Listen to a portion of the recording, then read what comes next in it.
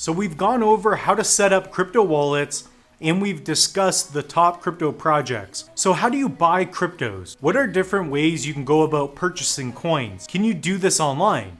Those are probably some of the questions you've already asked. In this section of the course, we will answer these questions and show you step by step how to acquire some cryptos. We will see you in the next video. So right now I'm on my phone, and if we look at CoinMarketCap, 0.00834 Bitcoin. So if we go to our account, that cost us about $5. So now I at least have the Bitcoin ready. So what I'm going to do now is just keep the Bitcoin on this app. Okay, so if we look at our CoinMarketCap, I think because Cardano is down 14% versus Bitcoin is only down 10%, I think it's a great time to pick up some Cardano. So what we're going to do is go on our Coinbase under trade, and we're going to hit on Bitcoin. And if we look at my wallet here, I don't have any Bitcoin on here because I don't keep any of my cryptos on exchanges. Okay, so what we're going to do is send our Bitcoin, and we are going to hit on receive. So of course I understand. And all we have to do is copy this address. So it's the D1Q. This is a public address. So whatever gets sent there will be stored on this wallet. And what I'm going to do is hit on our Bitcoin. Okay, so what we're going to do is scan our desktop, and we can send all of this Bitcoin 504. We're going to hit continue. And now it's going to process the transaction. So we are sending this Bitcoin to that Bitcoin address, and we just sent it to D1Q. Make sure to check your addresses, make sure that's right. So now we have nothing in there. So if we go to our wallet, we will eventually get a deposit of Bitcoin into our account here. Now again, you can buy directly on Coinbase, but for us, the hurdle is just utilizing ShakePay because we have to buy Bitcoin through ShakePay. Then once we have our Bitcoin purchased, we can send it to another Bitcoin address anywhere. So once the Bitcoin hits our account, I will be able to exchange it for Cardano, and I'll show you how to do that. So we just got a notification on our phone. We received our payment. So if we go to our portfolio, so under our wallet, under our trading, you will see that we are pending $503. Coinbase has things very structured. They have different protocols, so it'll take about 30 minutes. Again, this stuff takes a bit of time. Welcome to this video. What we're going to do now is show you how to purchase cryptocurrencies on Coinbase. So that's what I'm going to do. Right now, the market is down quite a bit, and this is going to be your opportunity to pick up some crypto assets on a discount. So what I'm looking to do is purchase some more Cardano because I want to stake more coins towards new ISO projects.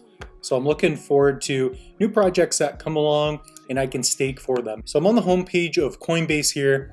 I'm a big fan of Coinbase. I like the way things are set up, and I don't have a lot of tokens on Coinbase per se, but I do have a lot more, as you know, on my hardware wallets. So I'm staking some Tezos on Coinbase.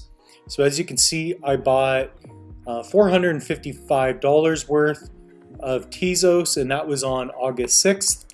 So if we look at that, the market is down today, but overall I've been up on it. So August 6th, yep, Tezos was about 430. Today it is 439. So I'm up quite a bit from there, okay? So if I want to purchase, I just have to go to this buy button here. So you can buy, sell, and convert. But what we want to do is get Cardano. So what you can do is go to portfolio or trade. So under trade, this will go into my trading account. And I could purchase some Cardano. So we're going to highlight here with the star. So we're going to add that to our watch list. All we have to do is hit this big buy button. And of course, this is $2.96 Canadian. I'm Canadian. So if we look at the US price, Cardano is about $2.35. It's down 17.22%. So if we look on coinmarketcap.com, Cardano is down 17.22% and 14% on the week. but it's also Tuesday, so that's only in 2 days. I think this is a great buying opportunity. I like to buy cryptos when it goes down, and then my DCA levels out. So that's personally what I'm doing because I'm playing a long game with it. So if we click on buy under Cardano, so we're going to make sure that we're under Cardano, and then you want to select your account. So you can set up different cards. This could be credit cards, whatever it may be. So I want to use this Visa debit card, and I'm going to make a $500 purchase. Okay, so I'm going to earn 160.69 ADA coins.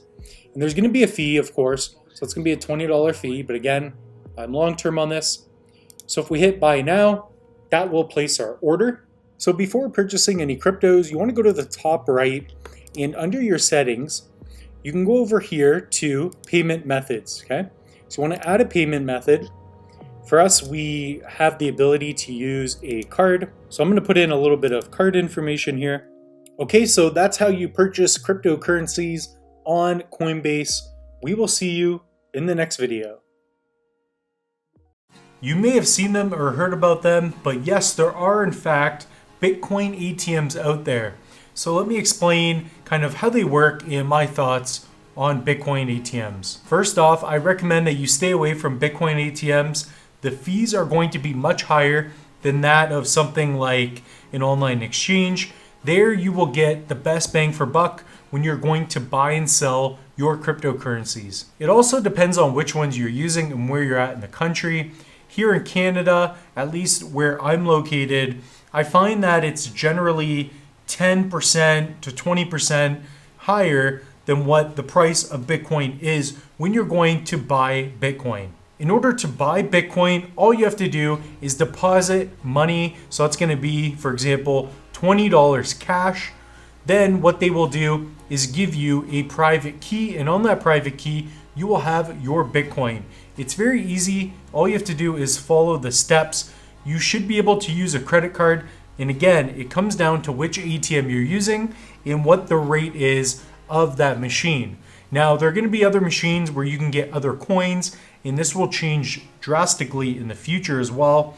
But for right now, I would recommend, if you're going to invest into cryptocurrencies or crypto assets, to stay away from the ATMs. You're not going to get the best bang for buck. You're better off going and purchasing Bitcoin from Binance, maybe getting some from a friend, or you could also use ShakePay, which we have in this course for you as well.